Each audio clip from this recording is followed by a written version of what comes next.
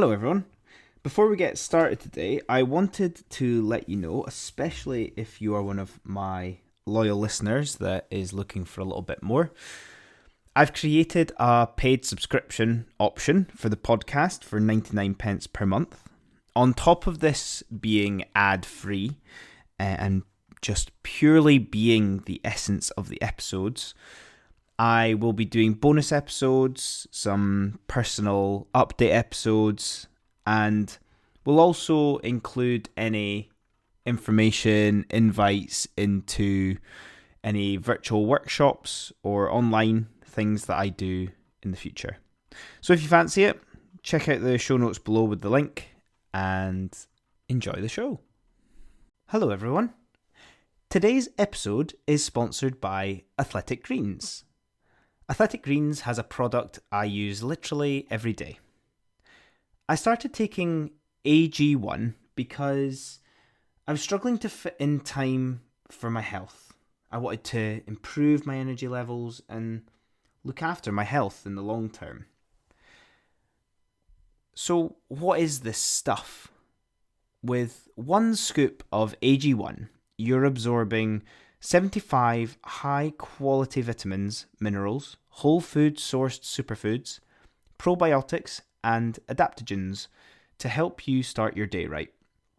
This special blend of ingredients supports your gut health, your nervous system, your immune system, your energy, recovery, focus, and aging. All the things. Now, I take AG1 first thing in the morning. It gives me that fresh feeling, it gives me that energy to set me up for the day, and it's really simple to consume. It gives me the peace of mind that I'm looking after my immune system and my health every day, and really convenient to fit into your lifestyle.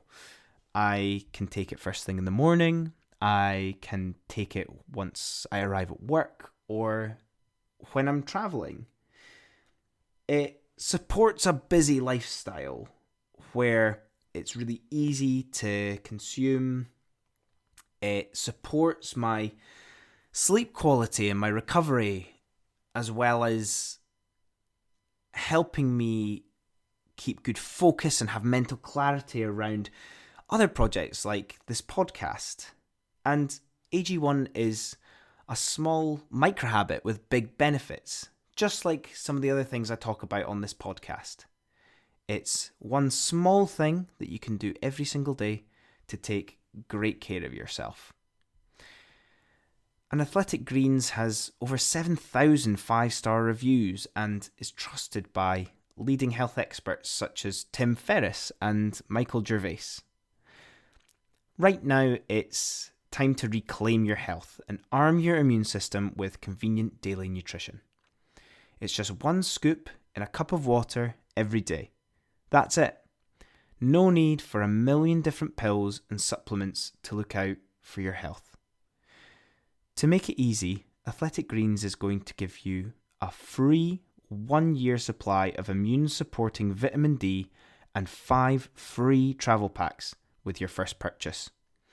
All you have to do is visit athleticgreens.com/emerging. Again, that is athleticgreens.com/emerging to take ownership over your health and pick up the ultimate daily nutritional insurance. Hello everyone, and welcome to this week's episode of the Self-Improvement Project. I hope everybody is well. I've been spending a lot of time recently focusing on the non-doing, which can feel contradictory to our productive surroundings that we surround ourselves with. However, by non-doing and actively resting, I feel like it can help unlock things that we need to unlock that are almost sitting on the back burner for us, whether that be thoughts or ideas. That non-doing almost feels paradoxical, but it can help us get to where we need to be by not being proactive like we're so encouraged to do. Anyway, Today's podcast episode is called Stop Surrounding Yourself with Desires.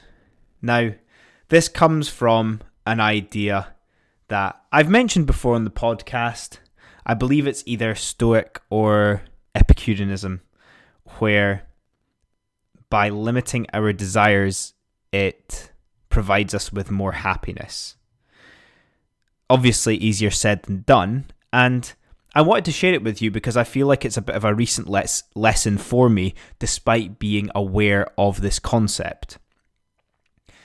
The world that we live in, whether that be socially, online, just as the world evolves, whether that be with society or just with the news and keeping up with things, it can almost feel inescapable at times to not surround yourself with things that you want. People who are really into cars probably want a Tesla. People who are really into tech probably want the latest piece of tech or gadget. And as satisfying as that can be, that exhausting feeling of trying to keep up is a sure way to live miserably.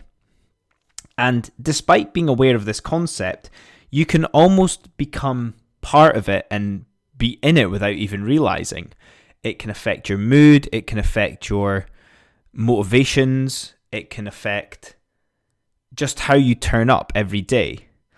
And I think this is an important lesson with self-improvement, because if we keep surrounding ourselves not with things, but with goals, with motivations, with things that we truly want in life, then that can be exhausting as well. I think what I'm trying to say here is to give yourself a bit of credit. Acknowledge the wonderful things that you are doing and working towards, but have an element of of it being infinite.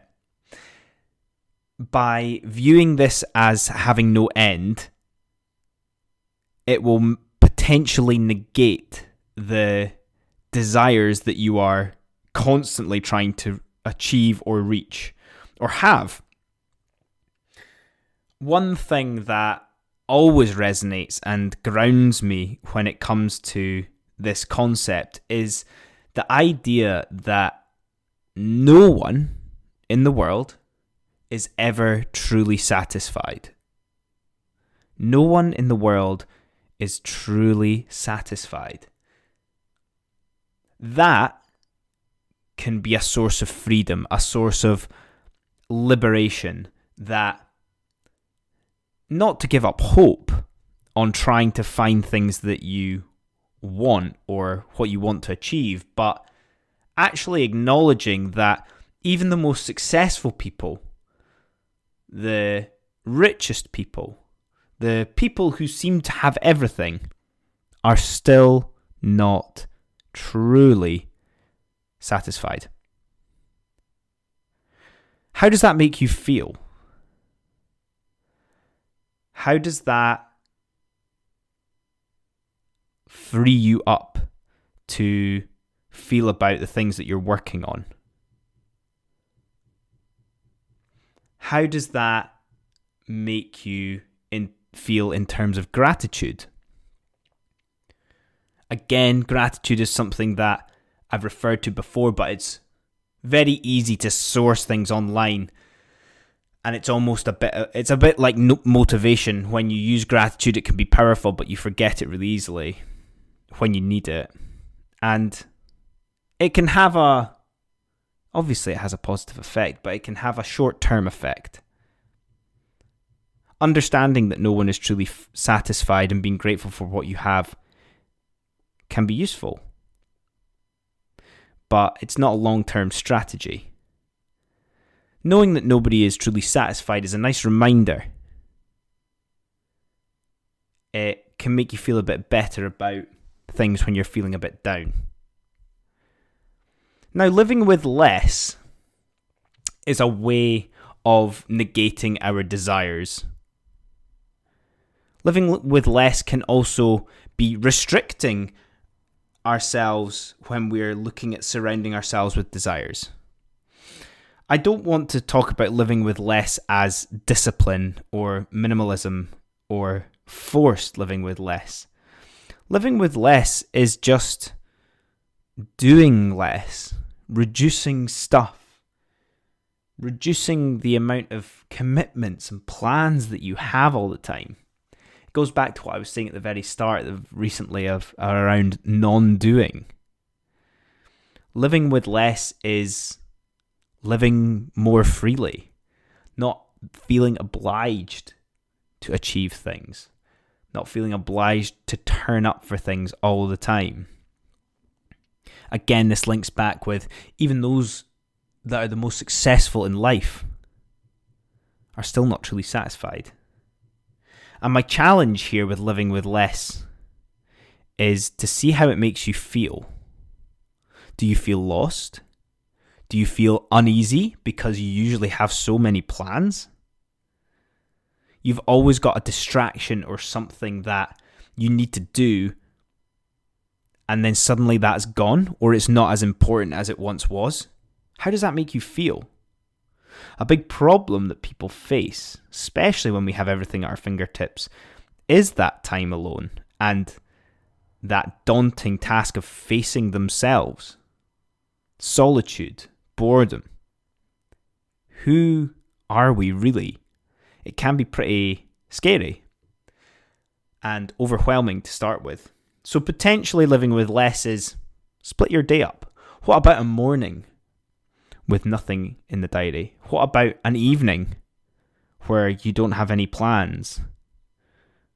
Or how about a whole weekend where you actually don't have anything? What is it that you naturally gravitate to that makes you feel alive, makes you feel wholesome, that doesn't leave you pining for more or feel like you're missing out?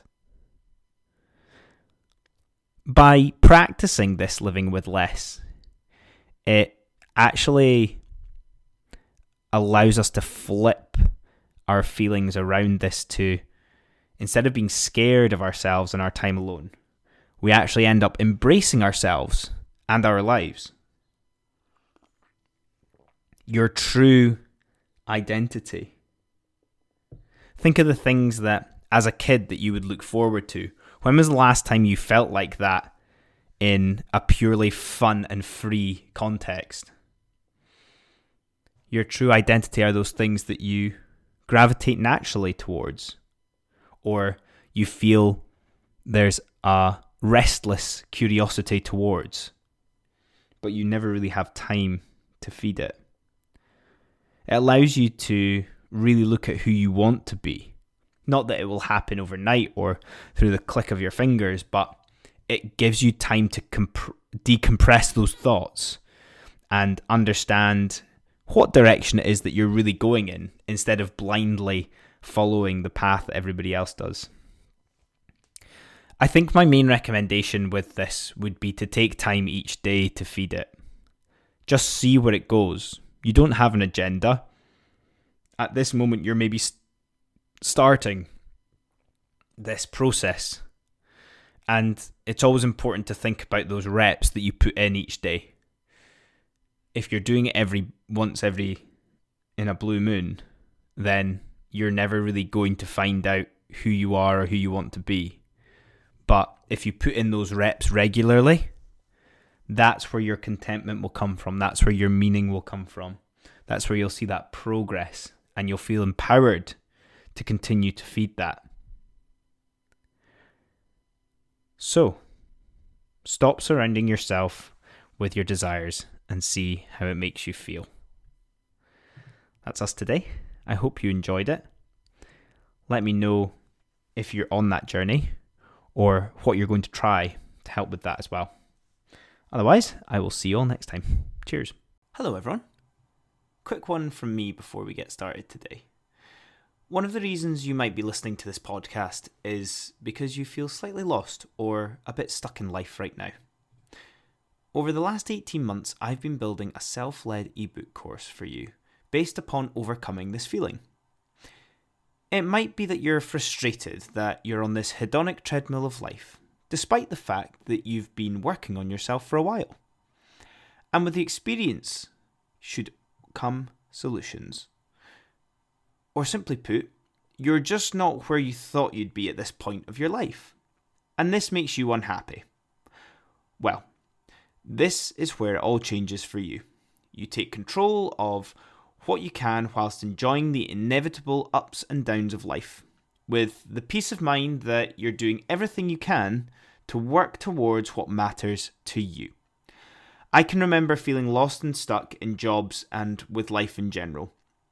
All the self-development content out there telling you how to become successful when all you really need to do is find out what success means to you. So, start with this course I've created for you, 30 days of you taking the time to focus on yourself. Not rushing, not living up to anyone else's expectations, just you getting closer to who you want to become and the life you want to live. Check it out in the show notes and enjoy the show.